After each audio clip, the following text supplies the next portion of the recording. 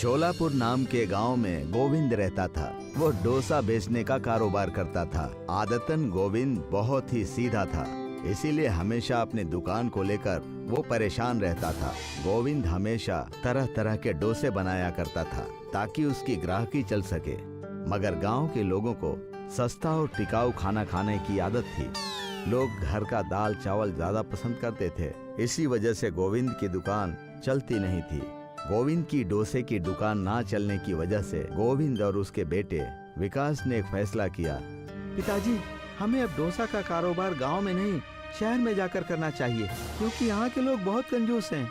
मैंने शहर में देखा है कि वहाँ के लोग ज्यादातर बाहर का ही खाना खाते हैं और अब तो मोबाइल से ऑर्डर करके भी मंगा लेते हैं। अरे जानता तो मैं भी हूँ, मगर उतने पैसे कहाँ से लाऊंगा बेटा। नई जगह, नया घर, हरे व्यापार जमाना इतना आसान नहीं है जितना तुम सोच रहे हो। जी पिताजी, आपकी बात तो दुरुस्त है, मगर हमें कुछ और भी सोचना होगा।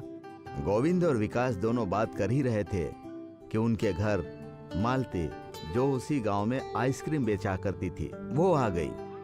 मालती और मालती की बेटी महिमा उसी गांव में रहते थे। महिमा शहर में बीए की पढ़ाई कर रही थी। क्या बात हो रही है अब्बू और बेटे में? सब कुछ ठीक तो है? अरे अरे आओ आओ मालती बहन आओ। कुछ नहीं, बस मैं विकास को कारोबार के बारे में थोड़ा सा सिखा रहा था। आप तो हमेशा ही व्यापार, काम और पैसा, वो सब छोड़िए। ये देखिए के लिए क्या लेकर आई हूँ। मैं आपके लिए घर पर बनाई हुई रबड़ी आइसक्रीम लेकर आई हूँ। अरे वाह मालती काकी, मेरी फेवरेट आइसक्रीम। कम से कम आपका कारोबार तो अच्छा चल रहा है ना? किसने ये अफवाह कस्बे में फैला दी? हमारा तो हमें लागत भी नहीं आता। कस्बे वाले बेहद कंजूस हैं। कस्बे वाले बेहद कंजूस हैं। गोविंद और मालती दोनों ही कारोबार ना चलने से बहुत परेशान थे।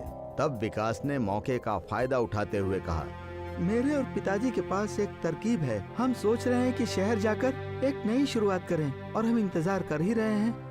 ओहो, तुम दोनों अब्बू बेटे ने पहले से ही तय कर लिया है, तो देर किस बात की? हम इस चीज का जल्दी से शुरुआत करते हैं। गोविंद और विकास जैसे तैसे पैसों का बंदोबस्त करके जा ही रहे थे कि मालती की बेटी महिमा ने मालती को गोविंद और विकास के खिलाफ भड़का दिया। अम्मी, मैंने सुना है कि आप विकास और उनके अब्बू के साथ शहर जाने वाली है। उनका व्यापार तो पहले से ही खराब था। हमारा थोड़ा बहुत जो पहले से चल रहा था वो भी आप खतरे में डाल रही हैं। तो तुम क्या चाहती हो? हम यहाँ रहकर कुछ ना करें? मैं अच्छी पढ़ी लिखी लड़की हूँ और मैं आपको काम करते हुए नहीं देखना चाहती। इसलिए ये सारा आइसक्रीम का सामान और ये ठेला हम विकास और गोविंद काका को बेच देंगे और आप मेरे साथ रहना शहर चलकर। तुम्हारी बात भी बिल्कुल ठीक है। मैं और तुम जाकर ऐसा ही करेंगे। वैसे भी यहाँ कुछ भी नहीं रखा है। शहर में कम से कम 2 वक्त की रोटी तो होगी। मालती और महिमा अपना सारा सामान और आइसक्रीम की गाड़ी लेकर विकास और गोविंद के घर पहुँचे। गोविंद भाईजान, मैं आपके साथ शहर नहीं चल सकूंगी। आप मेरा आइसक्रीम का सामान रख लीजिए। जैसे ही आपकी थोड़ी बहुत कमाई हो जाए तो आप मुझे कुछ पैसे दे दीजिएगा, उसी से मेरा गुजारा हो जाएगा। मगर बीच में हमसे पैसे मत मांगना। पैसों से रिश्ते खराब होते हैं और मैं नहीं चाहता कि ऐसा हो।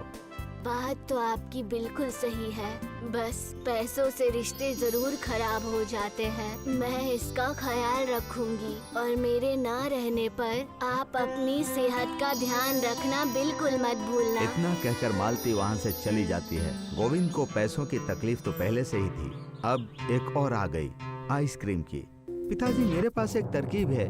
वैसे भी आप कई तरह के डोसे बनाकर बेचते हैं। काम कीजिए, आइसक्रीम डोसा बनाकर बेचिए।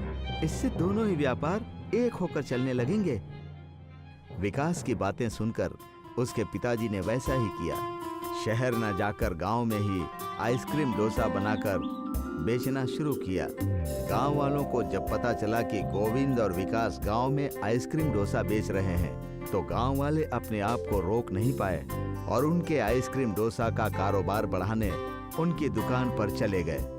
पहले ही दिन दोनों बाप बेटों ने महीने भर की कमाई कर ली। जैसे जैसे आइसक्रीम डोसे के बारे में लोगों को पता चलता, वो खुद तो खाते ही साथ ही अपने परिवार को भी लेकर जाते थे। आइसक्रीम डोसा सब जगह मशहूर हो गया। अरे जनाब, एक आइसक्रीम डोसा दीजिए, पूरी फैमिली के लिए। जी भाई साहब। विकास बेटा, जाकर बाजार से थोड़ा सा दूध लेकर आना, क्योंकि दूध खत्म हो गया है बेटा। गोविंद और विकास के आइसक्रीम डोसा चलने की खबर महिमा और मालती तक भी पहुंच गई और महिमा ने आग में घी डालने का काम किया। सुना माँ, हमारे आइसक्रीम से ही उनका इतना अच्छा व्यापार हो गया है और उन्होंने हमारे पैसे अब तक नहीं लौटाए और हम यहाँ पर एक एक टाइम का खाना तौल कर यहाँ पर खा रहे हैं और वो बाप बेटे गांव में होकर भी मजे से हैं।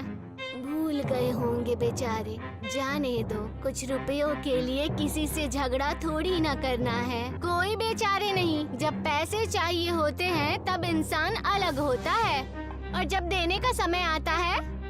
मैंने आपकी वजह से अब तक अपना मुंह बंद कर रखा है, लेकिन अब नहीं। मैं अभी जा रही हूँ उनके पास और सारे के सारे पैसे अभी के अभी लेकर आऊंगी। महिमा मालती की बात फिर भी नहीं सुनती और गोविंद और विकास के पास चली जाती है अपने महीनों पुराने आइसक्रीम के पैसे लेने। महिमा को कई दिनों बाद देखकर विकास और गोविंद दोनों ही बहुत खुश हो गए, मगर महिमा वहाँ अपने पैसे लेने गई थी। काका, मुझे मेरे आइसक्रीम के पैसे दे दीजिए बस।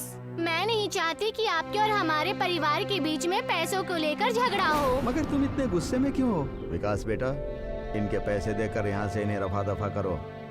ये क्या है? मैं यहाँ सिर्फ आइसक्रीम के पैसे नहीं बल्कि आइसक्रीम डोसा के व्यापार में हिस्सा मांगने आई हूँ।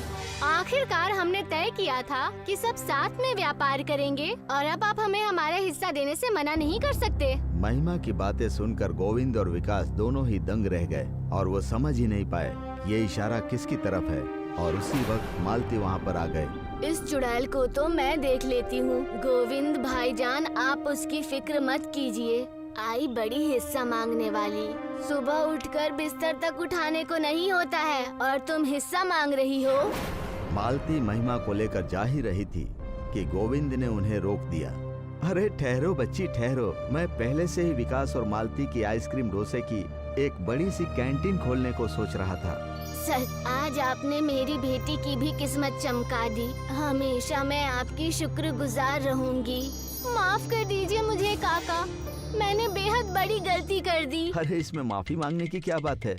यह सब तो जिंदगी में चलता ही रहता है। इतना सुनते ही महिमा की आंखों में आंसू आ जाते हैं। फिर विकास और महिमा मिलकर आइसक्रीम और डोसा की बड़ी सी कैंटीन खोलते हैं और खूब कारोबार करते हैं।